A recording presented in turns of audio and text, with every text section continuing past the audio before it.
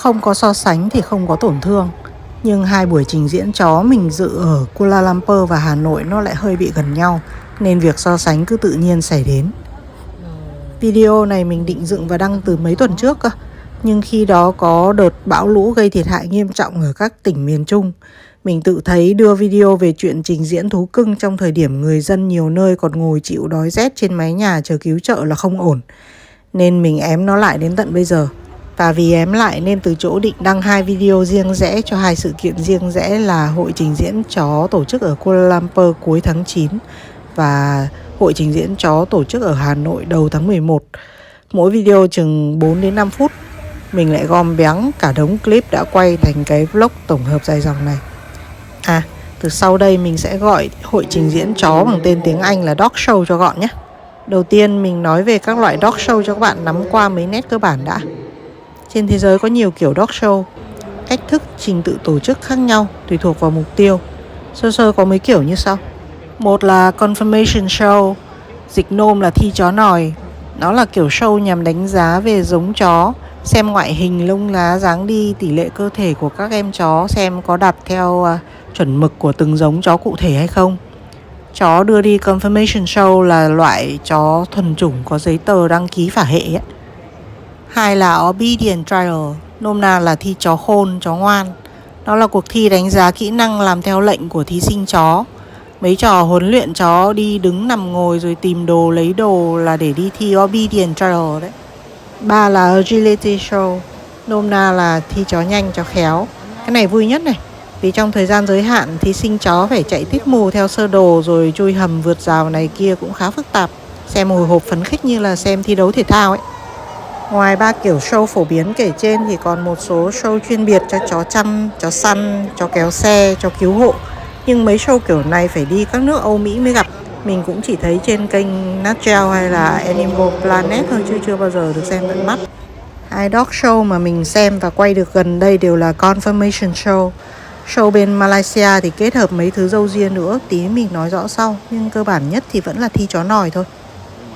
Đầu tiên là dog show ở Kuala Lumpur nhé.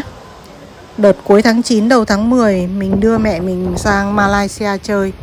Thời tiết mưa nắng lẫn lộn khá là oi. Cả mẹ mình và mình thì đều không trẻ khỏe gì nữa, nên khi lên lịch trình mình mới tìm trên Facebook xem thời điểm đó ở Kuala Lumpur có sự kiện gì tổ chức trong nhà hay không. Thấy ở Pavilion Bukit Jalil có dog show, thế là mình chấm luôn. Từ lúc chưa đến nơi mình đã khá ngạc nhiên khi thấy Malaysia có dog show. Như mình đã nhắc trong video về Trung thu ở Malaysia, Malaysia là nước có đa số dân theo đạo Hồi. Và người theo đạo Hồi sẽ không nuôi chó, thậm chí là không chạm vào chó. Đại khái con chó với con lợn theo kinh sách của đạo Hồi là không sạch sẽ. Theo kinh nghiệm của mình ở một nước Hồi giáo khác là Ai Cập thì người ta rất ít nuôi chó. Chỉ có chó nghiệp vụ nhà nước nuôi để làm việc và chó hoang, chứ người dân nói chung không nuôi chó như thú cưng. Một bác bạn mình người Malaysia có giải thích thêm là người theo đạo Hồi ở Malaysia thì không được phép chạm vào chó ướt, chứ chó khô thì vẫn được. Nhưng bác ý là người Malaysia gốc Hoa nên mình cũng chỉ nghe để tham khảo vậy thôi. Đại khái là trước khi lên đường mình đã xác định là dog show này chỉ là sự kiện nội bộ của cộng đồng người Hoa tổ chức ở trung tâm thương mại. Chắc quy mô cũng nhỏ nhỏ thôi. Ai ngờ khi đến nơi mới thấy là mình nhầm. Dog show này do Hiệp hội Chó giống Malaysia tổ chức. Nó có quy mô quốc tế, thuộc chuỗi show khu vực châu Á-Thái Bình Dương của Liên đoàn Chó Quốc tế hẳn hoi. Năm nay là kỷ niệm 100 năm của Hiệp hội Chó giống Malaysia nên bên cạnh dog show thì còn có cả cuộc thi cắt tỉa lông thế giới và hội chợ thú cưng. Ngay lối vào là các gian hàng sản phẩm của hội chợ thú cưng. Nhiều gia đình đưa con, cả con 2 chân lẫn con 4 chân đến chơi. Đi sâu vào thì mới là chỗ diễn ra dog show. Ấn tượng rõ nhất là khán giả đông mà theo dõi say mê luôn. Không rõ có phải là người thân, người quen hay là fan trên mạng xã hội của các thí sinh chó hay không nữa. Khu vực tập trung của các thí sinh thì như thế này này. Hồi trước mình xem Dogs 101 trên Animal Planet suốt, cũng gọi là thuộc tên các giống chó. Như mấy con chó này là Border Collie này, còn đây là Rottweiler này, đây là Bichon Frise này. Nhưng mà đi một vòng thì cũng hoa mắt líu lưỡi phết. Như thấy khứa này là quên béng tên giống giếc rồi đấy. Bạn nào nhớ thì nhắc mình nhé.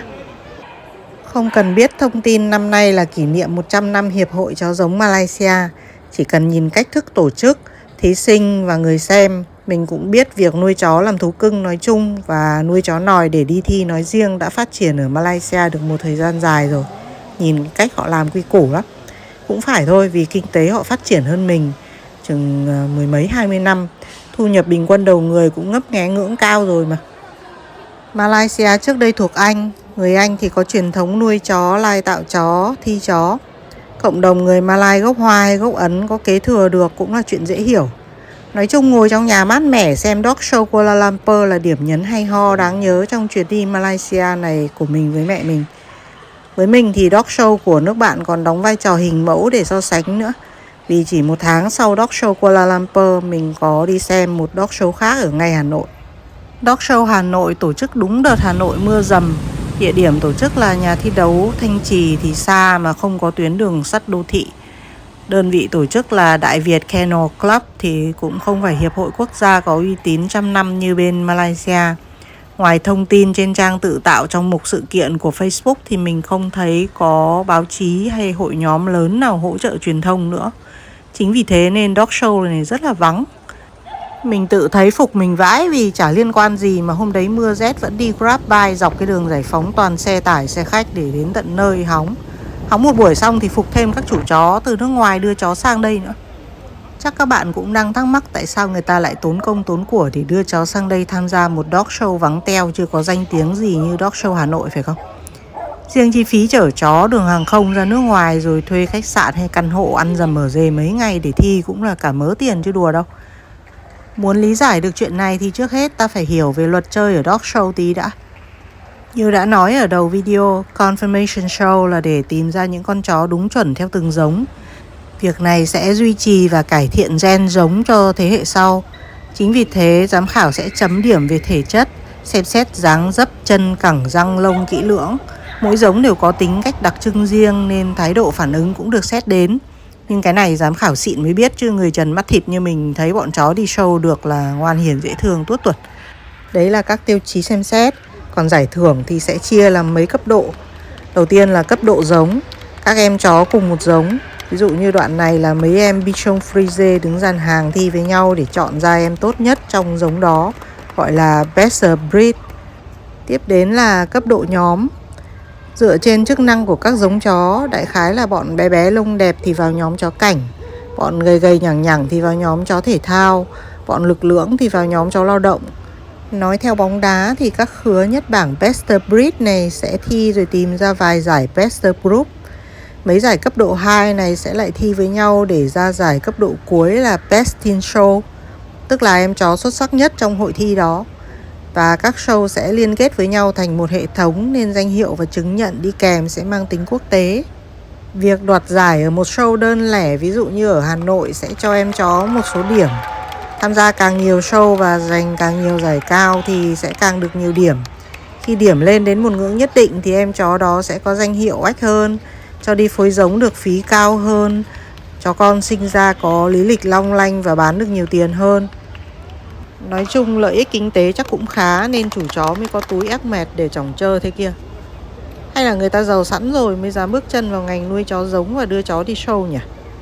Túm lại là dù đông khách như show ở Kuala Lumpur hay vắng teo như show ở Hà Nội thì các dog show vẫn được tổ chức. Khán giả đại chúng đến thì vui mà không đến cũng chẳng sao. Vì đây là một phần của bức tranh lớn của câu chuyện làm ăn về lâu về dài. Cá nhân mình thì thấy tiếc vì dog show ở Hà Nội không có mấy khán giả. Giá mà địa điểm tổ chức gần trung tâm hoặc ít ra cũng ở chỗ khiến người ta đỡ ngại đi hơn. Giá mà thời tiết thuận lợi hơn. Nhưng thôi, việc tổ chức được một dog show tươm tất có cả giám khảo và thí sinh nước ngoài ở một xứ sở mà vẫn còn nhiều người yêu chó theo cân, yêu chó trên đĩa thì cũng là cả một sự cố gắng rồi. Với những người yêu thú cưng mà quan tâm hơn đến khía cạnh phúc lợi động vật chứ không quá chú ý về giống chó thì chỉ cần lượn qua ngày hội nhận nuôi chó của mấy nhóm cứu hộ chó mèo như buổi hội chợ mini tổ chức ở một quán cà phê ven Hồ Tây này để mua ít đồ được bày bán, gây quỹ hay là đóng góp cho các nhóm cứu hộ ít chăn ga cũ để lót ổ cho chó mèo trong mùa đông là cũng đủ vui rồi. Chẳng cần phải xem dog show cầu kỳ làm gì. Các bạn vào xem vlog này vì thích chó hay tò mò? Nếu còn gì muốn hỏi về hai dog show mình vừa chia sẻ thì bình luận cho mình biết nhé. Hẹn gặp lại các bạn ở các video sau.